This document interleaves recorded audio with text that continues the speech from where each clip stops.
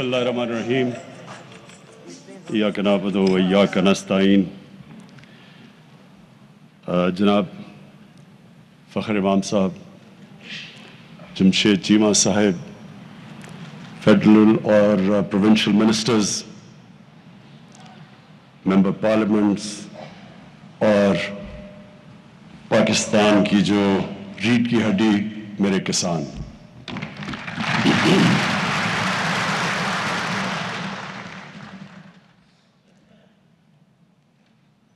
आज जो हमारा मकसद इस किसान कॉन्फ्रेंस को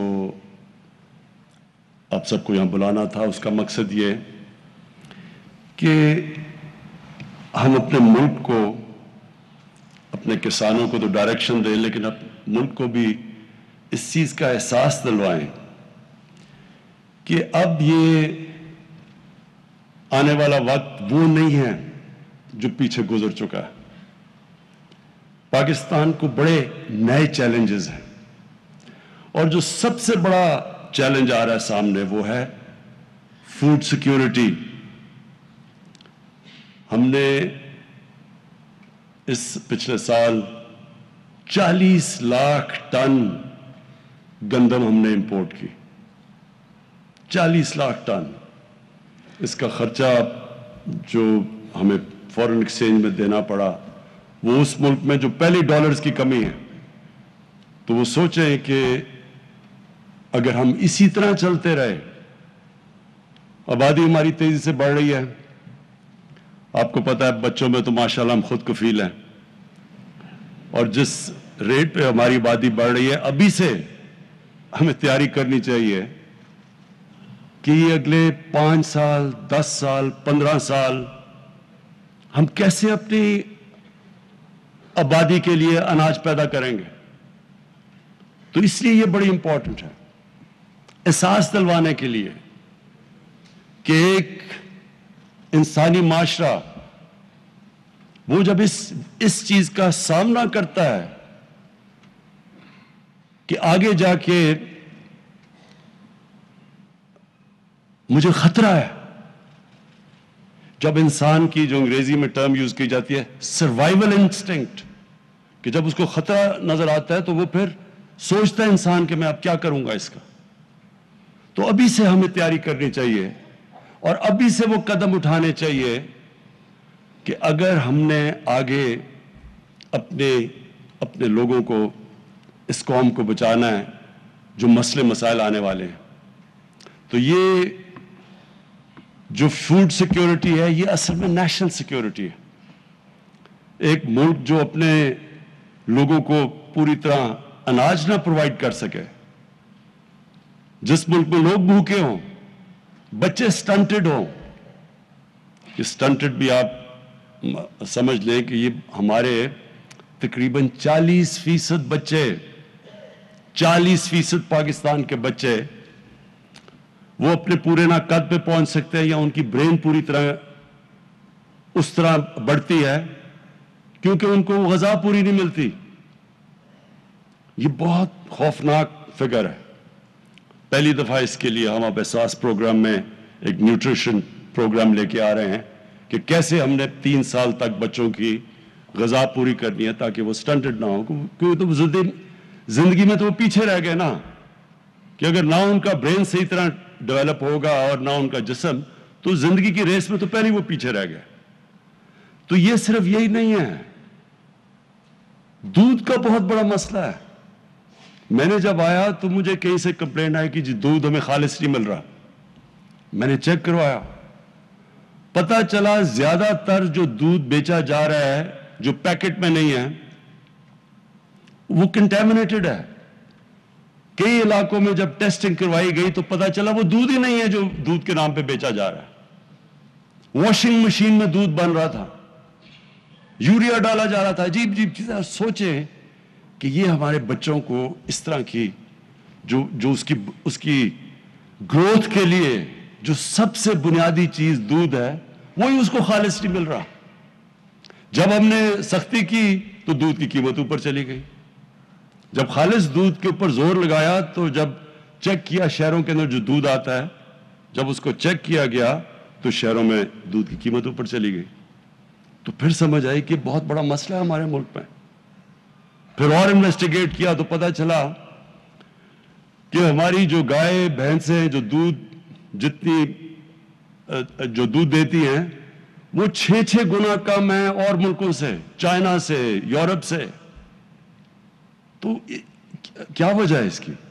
پھر جب ہم نے دیکھا تو ہمیں پتا چلا کہ ہم نے کبھی سوچا ہی نہیں کہ اپنی جو ہماری گائے بھینسیں ان کی جینز ٹھیک کریں تاکہ یہاں بھی پیداوار بڑھ جائے. وہ کوئی مشکل کام نہیں تھا, صرف ہمیں اس کے لیے امپورٹ کرنی تھی باہر سے جو سپرم استعمال ہوتا ہے گائے بھینسوں کی جینز ٹھیک کرنے کے لیے.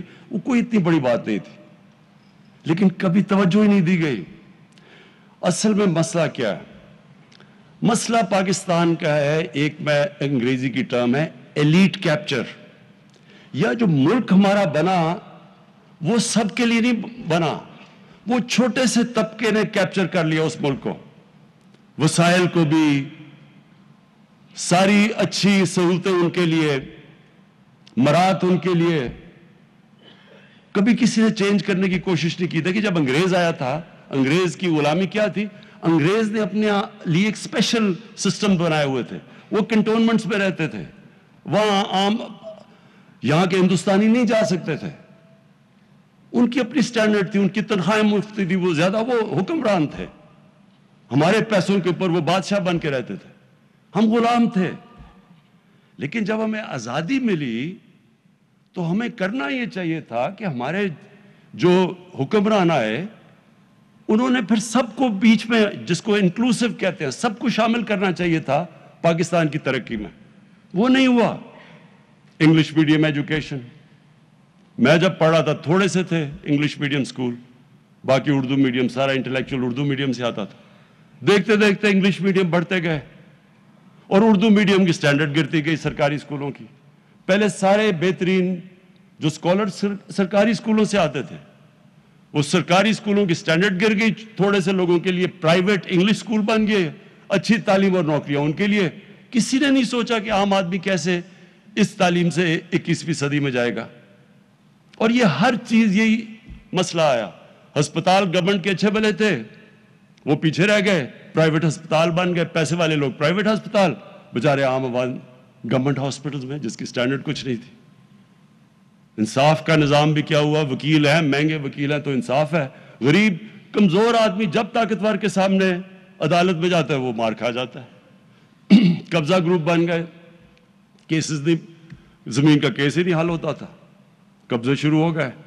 ہر جگہ کمزور آدمی نے مار کھائی, پیچھے رہ گیا, تھوڑے سے لوگ اوپر چلے گئے, اچھی نوکری تھوڑی سی ایلیٹ کے لیے. تو جو ہماری زراعت تھی ادھر بھی یہی ہوا.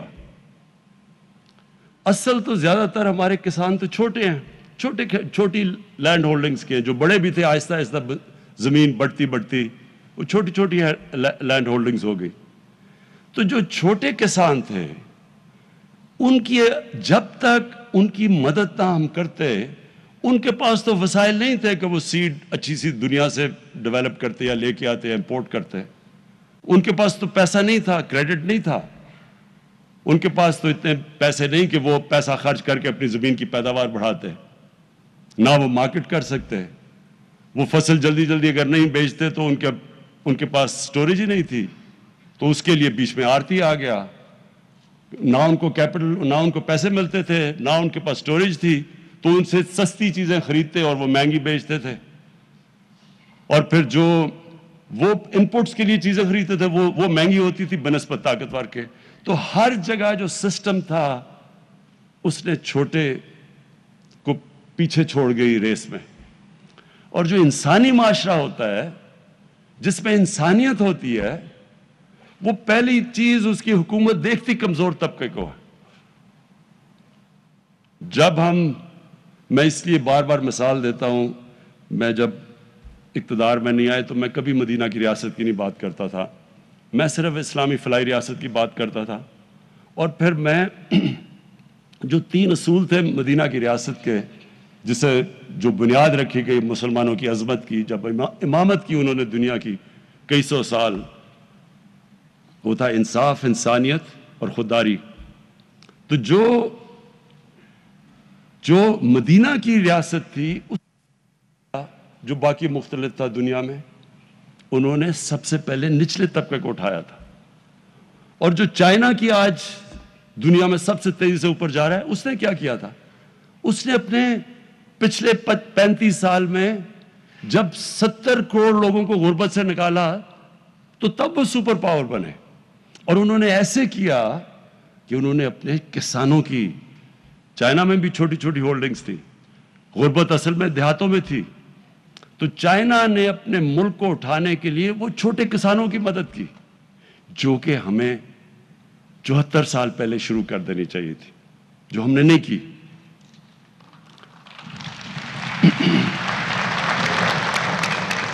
تو آج جو آپ کے سامنے پریزنٹیشن جمشید چیمہ نے کی اور منسٹر فخر امام نے آپ کے سامنے جو زراعت کے اوپر بات کی، میں صرف اس کو سم اپ کر دیتا ہوں کہ وہ ہے کیا۔ اگر ہم اسی طرح چلتے رہے آگے، یہ یقین ڈال لیں کہ ہمیں صرف فوڈ سیکیورٹی اتنا بڑا مسئلہ بن جائے گا کہ یہ ہماری نیشنل انسیکیورٹی بن جائے گی۔ ہم اگر اپنے لوگوں کو، کوئی بھی قوم اپنے لوگوں کو صحیح معنی میں غذا نہیں دے سکتی، وہ کبھی بھی آگے نہیں بڑھ سکتی۔ بھوکے لوگ اگر آپ کے قوم میں اگر 15، 20، 30، 40% بھوکے لوگ رہ جائیں تو وہی قوم کو نیچے لے آئیں گے، اور لانا بھی چاہیے۔ وہ قوم اس کو سزا ملنی چاہیے جو کہ اپنے لوگوں کو کھانا نہیں دے سکتی، ان کی غذا پوری نہیں کر سکتی۔ لہٰذا آج جو بتایا گیا کہ اگر ہم ایسے ہی چلتے رہے تو آگے ہم اپنے لوگوں کا، ابھی بھی ہمیں امپورٹ کرنا پڑتا ہے کھانے پینے کی چیزیں، لیکن اس ریٹ کے اوپر جب ہم جا رہے ہیں، آگے ہمارے یہ مسئلے اتنے بڑھ جائیں گے کہ یہ اصل میں نیشنل سیکیورٹی کا مسئلہ بن جائے گا۔ تو اس لیے آج سے ہم اب فیصلہ کر رہے ہیں کہ ہم نے وہ قدم اٹھانے ہیں جو آگے، بجائے یہ کہ ہمارے آگے کھانے کی انسیکیورٹی ہو، ہمارے پاس کھانا نہ ہو، ہم ایکسپورٹر بن جائیں۔ تو میں آج آپ سارے کسانوں کے سامنے ایک بات کہنا چاہتا ہوں۔ دیکھیں، اللہ نے جب فرشتوں کو کہا کہ آدم کے سامنے جھکو، اور شیطان نے کہا کہ میں تو آگ کا بنا ہوا، میں نہیں جھکتا، تو اللہ نے کیا کہا تھا؟ فرشتوں کو کہا تھا کہ تمہیں بھی نہیں پتا کہ میں نے کتنی اس انسان کو صلاحیت دی ہے۔ اللہ نے ہمیں اشرف المخلوقات بنایا، سب سے عظیم مخلوق۔ اس نے ہمارے میں جب فرشتوں کو کہا کہ تمہارے پاس، تمہیں بھی نہیں وہ طاقت دی، جو صلاحیت دی جو انسان کو دی، اس کا مطلب ہم سب میں اللہ نے وہ صلاحیت پیدا کی ہے جو کسی اور اس میں مخلوق کو نہیں دی۔ لیکن اس صلاحیت کو نکالنے کے لیے اللہ نے کوئی کنڈیشنز لگائی ہوئی ہیں، اور وہ کنڈیشن یہ ہے کہ انسان اپنی عقل استعمال کرتا ہے اور انسان محنت کرتا ہے، اور یہ بھی ہے کہ لا الہ الا اللہ، کسی کے سامنے وہ جھکتا نہیں، وہ اپنے پیر پہ کھڑا ہوتا ہے۔ یہ جو انسان کے اندر طاقت آتی ہے، جب وہ ارادہ کر لیتا ہے کہ میں نے یہ مثلا ایڈمنڈ ہلری نے فیصلہ کیا، جو پہلا آدمی چڑھا تھا سب سے اونچے پہاڑ پہ، کہ میں نے اس پہاڑ پہ چڑھنا ہے۔ یاد رکھیں، اس سے پہلے جنہوں نے بھی ماؤنٹ ایورسٹ کے اوپر چڑھنے کی کوشش کی تھی، یا وہ فیل ہو گئے تھے یا وہ مر گئے تھے۔ تو جان کی اس کو بازی لگانی پڑی، لیکن اس نے فیصلہ کیا میں نے چڑھنا ہے۔ تو انسان کامیابی تب ہوتا ہے جب وہ ارادہ کر لیتا ہے، کشتیاں جلا دیتا ہے کہ اب میں نے یہ کرنا ہے۔ تو ہمیں پاکستان کو، جو ہم ایک غلط راستے پہ چڑھ گئے، جب ہم نے ایڈ کے اوپر جس طرح ایک منشیات لینے والے کو جو ایڈکشن ہو جاتی ہے، ہمیں بھی ایڈ کی ایڈکشن ہو گئی۔ جب ہم کسی کے سامنے یہ ہاتھ پھیلا کے ایڈ لے کے اور قرضے لے کے گزارا کرتے تھے، تو ہمارے میں وہ طاقت ہی نہیں آئی جو آنی چاہیے تھی اگر ہم اپنی طاقت کے اوپر ڈیپینڈ کرتے۔ اللہ نے اس قوم کو کیا نہیں دیا؟ ابھی آپ کو جمشید چیبہ نے بتایا کہ کیا کیا فصلیں اگ سکتی ہیں یہاں، کتنی، سارا بلوچستان کا بتایا، کسی نے سوچا ہی نہیں اچھا جی بلوچستان تو وہاں تو بارش ہی نہیں ہے، اس کی کسی نے پرواہ ہی نہیں کی کہ اس بھی بلوچستان میں بھی ہم کیا کیا اگا سکتے ہیں۔ ایسے جب لوگ فیصلہ کر لیتے ہیں تو حالانکہ وہ ہم اسرائیل کو ہم ریکگنائز نہیں کرتے کیونکہ وہ جو ظلم کیا انہوں نے فلسطینیوں پہ، لیکن انہوں نے اس ریگستان کے اندر جو ٹیکنیکس استعمال کی ہیں پانی کی، جو اس نے ریگستان میں جس طرح کی چیزیں اگائی ہیں، تو ہمارے پاس تو وہ اتنا علاقہ پڑا ہوا ہے، کیونکہ وہاں علاقہ تھوڑا تھا، بارش بھی نہیں تھی، تو انہوں نے اپنا ذہن لڑا کے اسی ریگستان کو کہاں سے کہاں پہنچا دیا۔ ہم اللہ کے ایک وہ یہ نعمت ہے پاکستان کی جو اللہ نے ہمارے پہ دی ہے، 12 موسم ہے یہاں، اوپر سے شروع کریں آپ کاراکورم سے اور نیچے تک جائیں تو ہر جگہ پہ ہمارے پاس ہم ہر قسم کی کچھ بھی اگا سکتے ہیں، پھل اگا سکتے ہیں، کچھ بھی اگا سکتے ہیں، لیکن ہم نے کبھی سوچا ہی نہیں اس طرف۔ آسان تھا وہی جو موہنجو داڑو کے زمانے سے جس طرح کے کسان چلے آ رہے تھے وہی ہم ابھی بھی کر رہے تھے، کسی نے کوشش ہی نہیں کی۔ تو ہم نے جو فیصلہ کیا ہے کہ اب ہم ہر طرح یہ ارادہ کر لیا ہے کہ اب ہم نے اس ملک میں ہر قسم کسان کی مدد ہی نہیں صرف کرنی، کسان کے لیے ریسرچ کر کے اس کو بتانا ہے کہ ہر علاقے کے لیے کیا کیا چیز بہترین ہوگی، زوننگ کرنی ہے۔ اس کے لیے ہم نے سیڈ ڈیولپ کرنا ہے، بیج کو ڈیولپ، ریسرچ کے اوپر اب زور لگائیں گے۔ شروع میں ہمیں بڑا فائدہ ہے کیونکہ چائنا کے ساتھ سی پیک کے اندر ہم نے فیصلہ کیا ہے کہ سی پیک کے اندر ہم نے شامل کر لیا ہے زراعت کو، کہ ادھر کی جو ٹیکنیکس ہیں وہ ہم لے کے آئیں گے یہاں۔ فخر محمد نے بتایا کہ ہندوستان میں کسان کتنے زیادہ اس کے پاس امپلیمنٹس ہیں زراعت کے، اور ہمارے پاس صرف ٹریکٹر ہے یا پتہ نہیں حل ہے۔ تو ہر چین تو اس میں، کیونکہ انہوں نے جب غربت کم کی تھی اپنے ملک میں تو سب سے زیادہ زور انہوں نے چھوٹے کسان کے اوپر لگایا تھا، سب سے زیادہ مدد انہوں نے چھوٹے کسان پہ کی تھی۔ اور جب میں چائنا گیا تھا اور ہم نے ان سے پوچھا کہ انہوں نے کیسے لوگوں کو غربت سے اٹھایا ہے، تو انہوں نے ہمیں پوری طرح بتایا کہ کیسے انہوں نے کینٹونز میں کسانوں کے پاس گئے، کیسے انہوں نے ان کی مدد کی، کس طرح انہوں نے سیڈ ڈیولپ کر کے اس کی مارکیٹ کیا اس کا، یعنی ہر سٹیج انہوں نے ہمیں بتائی۔ تو اصل میں جو انہوں نے دیہات میں غربت ختم ہی کی، اور آج ہمارے بھی سب سے زیادہ غربت تو دیہات میں ہے، تو وہ ہوگی تب جب ہم خاص طور پہ کسانوں کی تو مدد کریں گے لیکن چھوٹے کسان کی مدد کریں گے، کیونکہ اس کے پاس وہ وسائل نہیں ہیں، اس کے پاس پیسے نہیں ہوتے، وہ قرضے نہیں، بینک اس کو وہ قرضے نہیں دیتے چھوٹے کسانوں کو۔ اس لیے ہم نے اپنے کامیاب پاکستان کے اندر جو چھوٹے کسان ہیں ان کے لیے ہم نے قرضے بھی رکھے ہیں، جو بڑا زبردست پنجاب نے شروع کیا اور وہ پختونخوا میں آئے گا، کسان کارڈ، یہ ایک بڑا زبردست انیشیٹو لیا ہے۔ اس سے ڈائریکٹ سبسڈی جائے گی کسانوں کے پاس، یعنی کسی کے ذریعے نہیں جائے گی بلکہ ڈائریکٹ جائے گی سبسڈی۔ اور یہ کسان کارڈ انشاءاللہ یہ بھی ایک ایسی چیز ہوگی کہ جو ہم پوری ٹریننگ دیں گے اپنے چھوٹے کسانوں کو، وہ بھی ہم نے ایک پورا پلان بنایا ہوا ہے کہ کیسے ہم نے لیٹسٹ ٹیکنیکس، ہمارے لوگ جائیں گے کسانوں کو مدد کریں گے، سمجھائیں گے کہ لیٹسٹ ٹیکنیکس کیا ہیں، اس کا ہم نے پورا پلان بنایا ہوا ہے۔ ایک منٹ نہیں، ابھی نہیں، ختم کر کے۔ تو میں نے جو آج اس کسان کنونشن سے جو آپ سے جو آخر میں بات کرنی تھی وہ یہ کہ ہمارے پاس زمین ہے، اور زمین ڈی آئی خان میں بڑی زمین پڑی ہے، چولستان میں خالی پڑی ہے، بلوچستان میں بہت زمین خالی پڑی ہے، کبھی پختون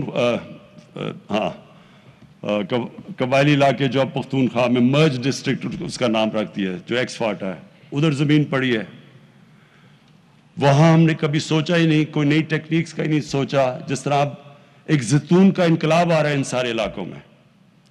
میں نے جب میں وہاں ٹریول کرتا ہوں تو میں نے اتنا زیادہ، اتنی جلدی لوگ سمجھ گئے ہیں کہ ان علاقوں میں زیتون بھی اگ سکتا ہے، وہ درخت بھی، اور اس سے ان لوگوں کو کیا فائدہ ہو سکتا ہے. تو وہ پھیلتا ایک انقلاب آ رہا ہے. یہ بالکل ٹھیک کہہ رہے ہیں جمشید چیمہ، چند سالوں کے اندر ہم آلیو آئل کے ایکسپورٹر بن جائیں گے بجائے کہ ہم امپورٹ کریں.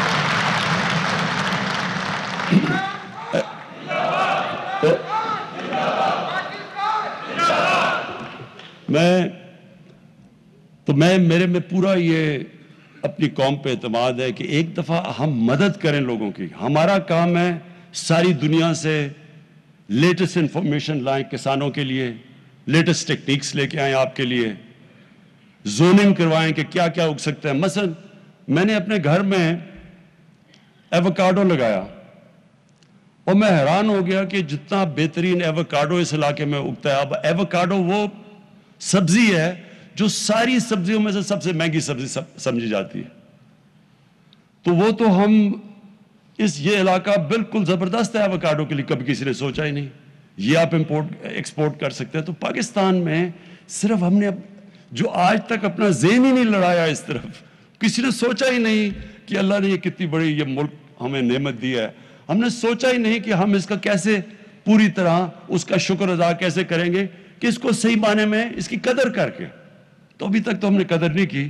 تو اب ہمارا پورا پلان ہے، یہ جو میں کنونشن کا صرف آپ کو یہ کہنا چاہتا ہوں کہ اب پوری یہ گورنمنٹ کا زور ہوگا، ساری ہماری اس پہ ریسرچ بھی ہوگی، ہماری پوری توجہ ہوگی، مسلسل ہماری میٹنگز ہوں گی. کسان ابھی جو رہنما ابھی بات کی انہوں نے، جو ایسوسیشنز کے پریزیڈنٹس ہیں، ان سے ریگولرلی آپ سے انٹریکشن رہے گا کہ آپ کو مسئلے آ رہے ہیں، آپ کے پرابلم سٹوریج کے ہیں، وہ مارکیٹنگ کے پرابلمز ہیں. سب سے بڑا تو مجھے یہ پتہ چلا، خوف آیا کہ 30% ہمارے پھل اور ہماری سبزیاں ضائع ہو جاتی ہیں. 30%. اور وہ کیوں ضائع ہو جاتی ہیں کہ نہ وہ ایک سٹوریج نہیں ہے، دوسری ٹرانسپورٹیشن میں وہ چلی جاتی ہے، اور تیسری پھر انتظار جو کرنی پڑتی ہے کسان کا اور ڈائریکٹ مارکیٹس کا، اس کے بیچ میں کوئی کنیکشن نہیں ہے. تو جو چائنا میں ہم جب گئے تو انہوں نے ہمیں کیا بتایا، وہ ایک ٹرم استعمال کرتے ہیں ورچوئل مارکیٹس. ہوتا کیا ہے کہ وہاں ایک مارکیٹ ہوتی ہے، ادھر جاتا ہے کسان، وہ کہتا ہے جی میرے پاس یہ چیزیں ہیں، وہ وہاں کہتا ہے، ادھر سے وہ کنیکٹ کر دیتے ہیں ان کو شہروں کے اندر. ادھر لوگ بیٹھے ہوتے ہیں، وہ انفارمیشن ٹیکنالوجی کا استعمال ہے، آٹومیشن ہے، وہ ادھر سے بتا دیتا ہے. وہ کہتا ہے جی اچھا، وہ پھر اس پہ دکھاتا ہے کہ یہ میرے پاس یہ گائے بھینسیں یہ ہے، میں بیچنا چاہتا ہوں. وہ ادھر سے بیٹھ کے بتا دیتا ہے اچھا مجھے یہ چاہیے. سیدھا وہ وہاں سے گیا، وہ سیدھا ادھر، کسان کو بھی پیسے زیادہ مل گئے اور جو اس کا جو پروڈکٹ ہے وہ سستا مارکیٹ میں بکا، عوام کو بھی فائدہ ہو گیا، سستی چیزیں مل گئیں اس کو بھی. یہ جو نئی چیزیں ہیں یہ ساری اب ہم لے کے آئیں گے. کوشش صرف یہ ہوگی کہ کسان خوشحال ہو ہمارا. جب کسان خوشحال ہوگا تو وہ اپنی زمین پہ پیسہ لگائے گا. جس طرح ہم نے فیصلہ کیا کہ ہم نے جو کسان جب گنا شوگر مل پہ لے کے جاتا ہے تو فوری طور پہ پہلے کرشنگ صحیح ٹائم پہ شروع کریں، ڈیلے نہ کریں، اور اس کے بعد اس کو پورا پیسہ دیں، اس کی پوری قیمت دیں. اگر سپورٹ پرائس ہے تو اس کی پوری قیمت ملے، اور اس کے بعد پیسہ فوری دیں. یہ نہ کہ 1 سال تک اس کے پیسہ نہ دیں. صرف اس قانون کی وجہ سے کسانوں کے پاس پیسہ زیادہ آیا. پہلی دفعہ اتنا زیادہ پیسہ ملا، تقریباً 1100 ارب روپیہ. جو ساری چیزیں، گندم کا اچھا پیسہ ملا، چاول کا ملا، مکئی کا ملا، گنے کا ملا. اس سے جو پیسہ گیا 1100 ارب روپیہ کسانوں کے پاس، وہ پیسہ انہوں نے لگایا اپنی فصلوں پہ، اور اس کی وجہ سے ریکارڈ گندم بھی ریکارڈ ہوئی، गन्ना ऑलमोस्ट सेकंड हाईएस्ट हमारा गन्ना का हुआ, चावल भी रिकॉर्ड हुआ, और फिर मकई भी रिकॉर्ड क्रॉप्स हुई। तो ये इसलिए हुआ कि उनके पास पैसा आ गया। तो हमारी कोशिश ये है कि जितना हम अपने किसान को खुशहाल करते जाएंगे उतना ही इस मुल्क की पैदावार बढ़ती जाएगी। जितनी हम उसको नई टेक्निक्स बताते जाएंगे, टेक्नोलॉजी लेके आएंगे, सीड डेवलपमेंट करेंगे, मार्केट करेंगे, उतना ही वो खुशहाल होगा, उतना ही मुल्क की पैदावार बढ़ेगी। आखिर में मैं एक मौलाना रूमी ने एक दफ़ा कहा कि अल्लाह ने इंसानों को कहा कि अल्लाह ने जब तुम्हें पर दिए हैं शाहीन की तरह ऊपर उड़ने के लिए, तो क्यों चूंटियों की तरह जमीन पर रेंग रहे हो? अल्लाह ने हम सबको सलाहियत दी है। हमें यह जरूरत नहीं है कि हम किसी के सामने हाथ फैलाएं, हम किसी के सामने झुकें। हम सब के पास हमारे पास हर चीज उसने दी है। एक मिनट, हमें हर चीज दी अल्लाह ने।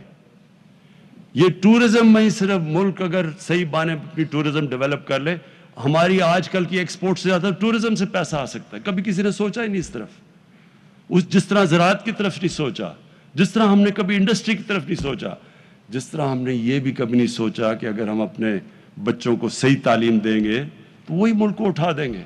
सिर्फ बजाय थोड़े से एलीट तबके को अच्छी तालीम दें, क्यों ना हम आवाम को दें। तो ये जो पाकिस्तान है, मेरा ये ईमान है कि अल्लाह ने ये मुल्क एक ख़ास मकसद के लिए बनाया था। 27वीं रमज़ान को पाकिस्तान बना था। इसका एक बहुत बड़ा इंशाल्लाह दुनिया में मकाम होगा, इंशाल्लाह होगा, और ये कौम फिर एक दुनिया के लिए मिसाल बनेगी जो इसको बनना चाहिए था। जब ये पाकिस्तान बना था तो बड़ी सोच वाले हमारे लीडर कायद आज़म और उससे बड़ा जो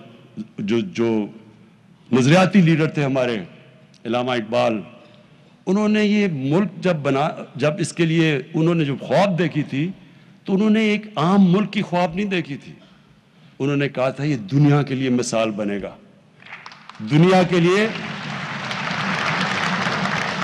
मिसाली इस्लामी रियासत बनेगी।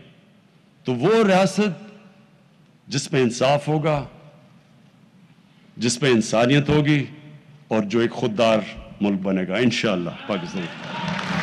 वज़ीर-ए-आज़म इमरान खान किसान कन्वेंशन से खिताब कर रहे थे। वज़ीर-ए-आज़म इमरान खान ने कहा कि फूड सिक्योरिटी कौमी चैलेंज है, हमने इक़दामात ना किए तो आगे फूड सिक्योरिटी बड़ा ख़तरा बन जाएगा। उन्होंने कहा कि पिछले साल हमने 40 लाख टन गंदम इम्पोर्ट की। साथ ही साथ कहा कि जिस मुल्क के लोग भूखे हों वो मुल्क बर्बाद हो जाते हैं। देहात में तरक्की के बगैर कोई मुल्क खुशहाल नहीं हो सकता। किसानों के लिए बहुत से इक़दामात कर रहे हैं। उन्होंने कहा कि एहसास प्रोग्राम के तहत न्यूट्रिशन का प्रोग्राम लेकर आ रहे हैं। अहम तरीन खबरें अब एक क्लिक की दूरी पर। आपके पसंदीदा टॉक शोज हों या अहम मुल्की या गैर मुल्की शख्सियात की न्यूज कॉन्फ्रेंसेस, हर लम्हा बाखबर रहने के लिए सब्सक्राइब करें हमारा YouTube चैनल। मौसम की सूरत हाल हो या खेल के मैदान से खबरें, अपने मोबाइल फोन से मुल्की और बैनुल-अक़वामी अहम खबरों तक रसाई के लिए डाउनलोड कीजिए मोबाइल ऐप। बावसूख ज़राए से मुसद्दिका खबरों, तज्ज़ियों और तबसरों से मुस्तफ़ीद होने के लिए विजिट कीजिए पाकिस्तान की सबसे बड़ी न्यूज वेबसाइट www.arYnews.tv। इन सब के अलावा पाकिस्तान का सबसे बड़ा फेसबुक पेज हो, सबसे बड़ा न्यूज इंस्टाग्राम अकाउंट या फिर ट्विटर, ARY न्यूज पहुंचा रहा है खबरें सबसे पहले आप तक, ताकि आप रहें हर लम्हा बाखबर।